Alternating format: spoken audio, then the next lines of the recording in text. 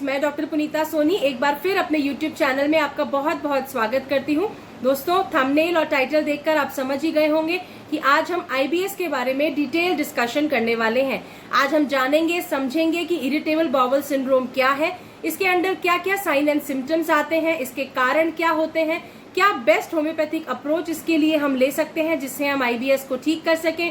इसी के साथ हम ये भी समझने की कोशिश करेंगे कि क्या हमें वाकई में रियलिटी में IBS ही है या हम और कोई पेट की संबंधित समस्या से जूझ रहे हैं। तो दोस्तों, ये वीडियो आपके लिए बहुत इन्फॉर्मेटिव होगा, मेरे साथ बने रहिएगा, अंत तक जरूर देखिएगा। मेरे चैनल को सब्सक्राइब करना और बेल बटन प्रेस करना बिल्कुल मत भूलिएगा। आइए शुरू करते हैं। दोस्तों, आइए सबसे पहले ये जानने की कोशिश करते हैं कि IBS है क्या। इरिटेबल बाउल सिंड्रोम, जैसे कि ये नाम अपने आप में ही एक्सप्लेनेटरी है, बाउल्स का इरिटेट हो जाना और फिर उससे फंक्शन में उनके डिफेक्ट आ जाना। बाउल्स यानी बेसिकली हमारी जो छोटी और बड़ी आंत है, स्मॉल एंड लार्ज इंटेस्टाइन, जो कि डाइजेशन और एब्जॉर्प्शन में बहुत ही इंपॉर्टेंट रोल प्ले करती है। यदि उनमें कोई फंक्शनल डिफेक्ट आ जाए और वो सही तरीके से अपना काम ना करें, उससे जो सिम्टम्स क्रिएट होते हैं उसे हम इरिटेबल बाउल सिंड्रोम की कैटेगरी में रखते हैं। अगर हम पॉपुलेशन में इसकी बात करें तो करीब 60 to 65% पॉपुलेशन आज इससे ग्रसित है और ये बहुत ही बढ़ती हुई बीमारी है जो बहुत कॉमन देखने को मिलती है।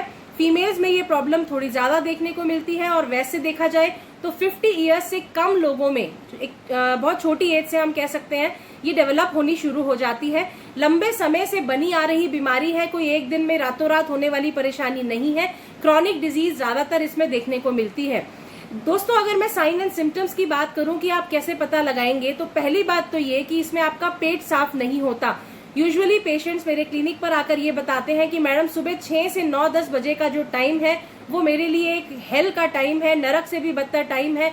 पता नहीं मैं 4, 5, 6 कितनी बार मोशन पास करने के लिए टॉयलेट भागता हूँ और फिर भी एक अनसेटिस्फैक्शन वाली फीलिंग मेरे अंदर पूरे दिन बनी रहती है। सुबह का टाइम हो, शाम का टाइम हो, मुझे हमेशा ऐसे लगता है कि I am not satisfied with the stool, with the toilet activity, और मुझे और करना है और जाना है। तो ये जो है सबसे बड़ा और मार्क सिम्टम है IBS का, जिसमें अनसेटिस्फैक्शन रहता है। साथ ही यदि स्टूल में आंव या म्यूकस, कुछ व्हाइट चिपचिपा सा लसलसा सा पदार्थ निकले, वो भी IBS की कैटेगरी में आता है। कुछ गैस बनना, ब्लोटिंग होना, पेट में हमेशा भारीपन बना रहना, ये भी IBS की कैटेगरी में आता है। एक और बहुत ही कॉमन और इम्पोर्टेंट सिम्टम है IBS का क्रैम्प्स उठना, यानी कि पेट में मरोड़ या ऐंठन उठना। ऐसा लगना कि पेट और लोअर एब्डोमेन का एरिया जो है वो ऐसे इस तरीके से ऐंठ रहा है, अंदर ही अंदर क्रैम्प्स हो रहे हैं। This is also a very important symptom.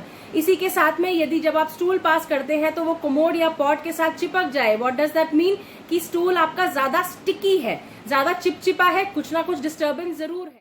दोस्तों, 3 तरीके IBS जो है वो डायग्नोज किए जा चुके हैं। नंबर 1, IBS ए का मतलब ऑल्टरनेट, जिसमें कि आपको ऑल्टरनेट कॉन्स्टिपेशन और डायरिया रहे, यानी कभी तो आपका पेट जो है वो कॉन्स्टिपेशन की तरफ जा रहा है, कब्ज हो रही है, पेट साफ नहीं हो रहा है, और फिर कुछ ही दिनों में पलट कर अगर डायरिया होने लग जाए और पेट तब भी क्लियर ना हो, साफ ना हो, चाहे आपको वाटरी स्टूल और लूज मोशंस हो रहे हैं, डायरिया हो रहा है, बट स्टिल वही अनसेटिस्फैक्शन वाली फीलिंग। दूसरे नंबर की कैटेगरी है IBS C states constipation.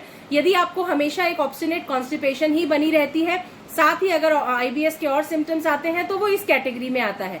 Third is IBS D states diarrhoea. यदि आपको डायरिया ज्यादा होता है, उसमें भी देखिए जरा सा कुछ खाते पीते ही, आपने कुछ खाया या पिया, immediately with in 2 to 5 minutes आपको टॉयलेट के लिए भागना पड़े, मोशन के लिए, तो ये IBS डी की कैटेगरी में आता है। इसी में आप रख सकते हैं कि यदि मोशन लूज हो रहा है बहुत ज्यादा और साथ में अनकंट्रोलेबल फीलिंग है कि मैं कंट्रोल नहीं कर पाता अपना मोशन, मुझे अर्जेंसी रहती है, हमेशा एकदम भागना पड़ता है, अगर लग गई तलब, अगर अर्ज हो गई कि मुझे स्टूल करना है, बैठना है, तो मुझे फिर भागना ही पड़ेगा, ये भी आप इसी कैटेगरी में रख सकते हैं। दोस्तों, नेक्स्ट सेक्शन में आपको बताती हूँ कि क्या कॉजेज हैं और क्या रिस्क फैक्टर्स हैं IBS के।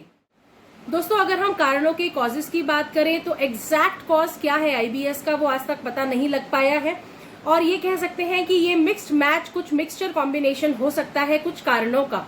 सबसे ज्यादा जो कारण देखा गया है दैट इज लाइफस्टाइल। आपका खान पान, आपका जीवन शैली, आपका लाइफस्टाइल फॉल्टी है, एक्सरसाइज नहीं है, रात की नींद प्रॉपर नहीं है, बहुत ज्यादा स्ट्रेस लेते हैं, टेंशन लेते हैं, डिप्रेशन के शिकार है, तनाव में रहते हैं, इंसोम्निया रहता है, या फिर अगर किसी वजह से बहुत लंबे समय से एंटीबायोटिक्स ली हैं, स्ट्रॉन्ग मेडिसिन लिए हैं, उसके आफ्टर इफेक्ट्स हो सकते हैं।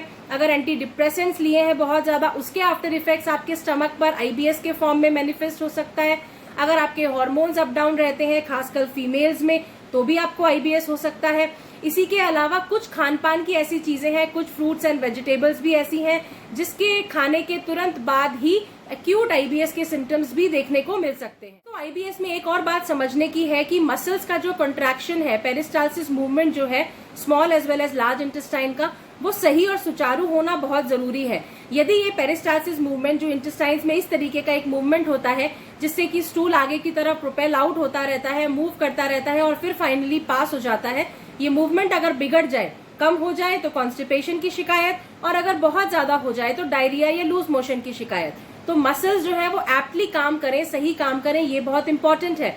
इसी के साथ एक और बात ध्यान रखने की है कि स्टमक में गुड बैक्टीरियाज होते हैं, प्रोबायोटिक्स होते हैं, जो हमारे डाइजेशन को सुचारू रूप से चलाते रहते हैं।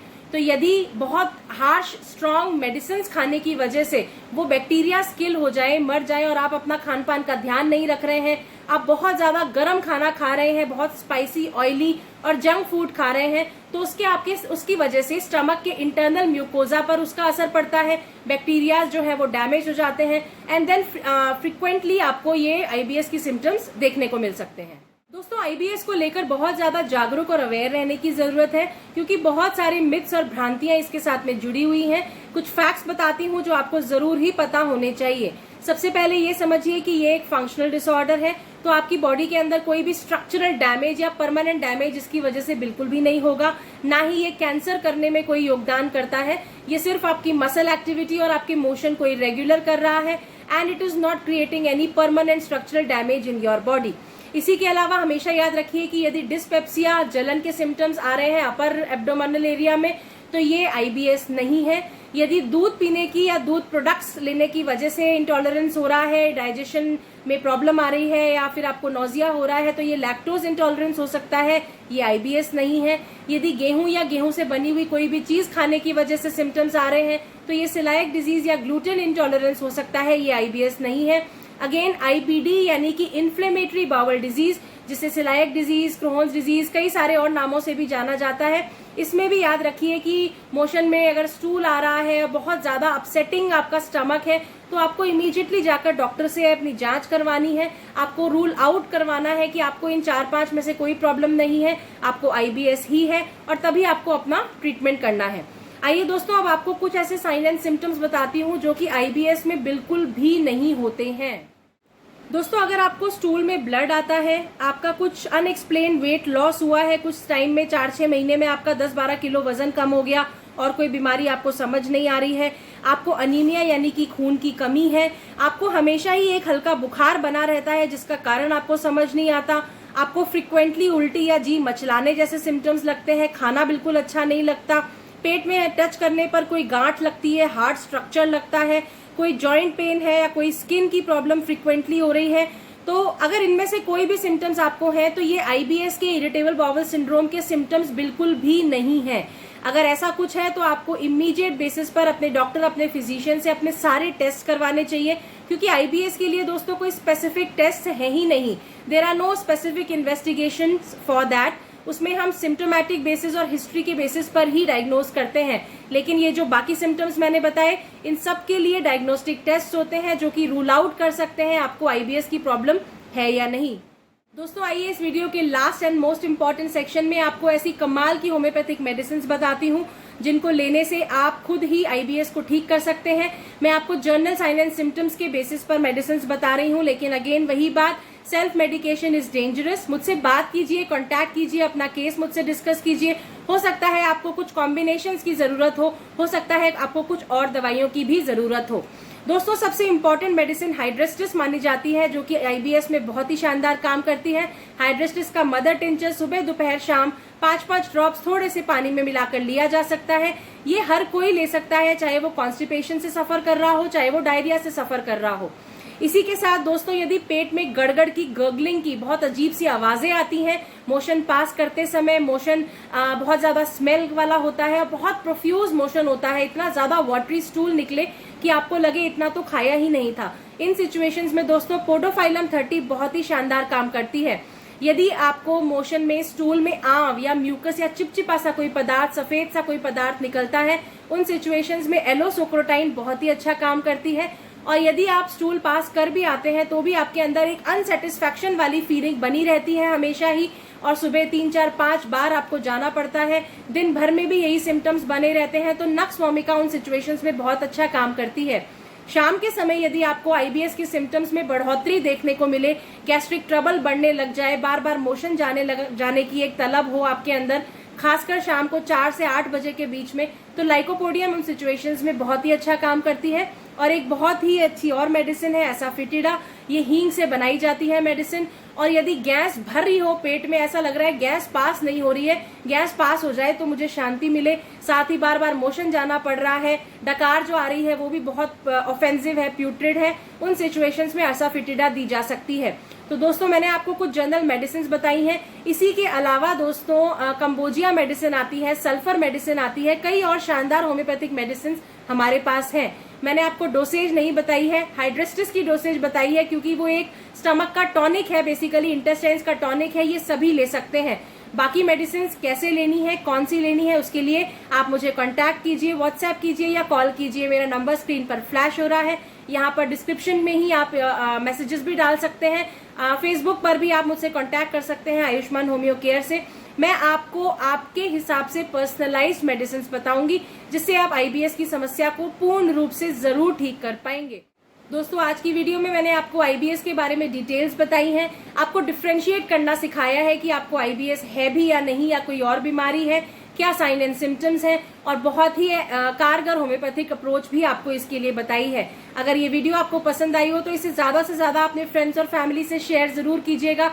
जैसे कि मैंने बताया था 60 से 70% पॉपुलेशन इससे सफर कर रही है। ये इन्फॉर्मेशन बहुत लोगों के लिए कारगर होगी और काम जरूर आएगी।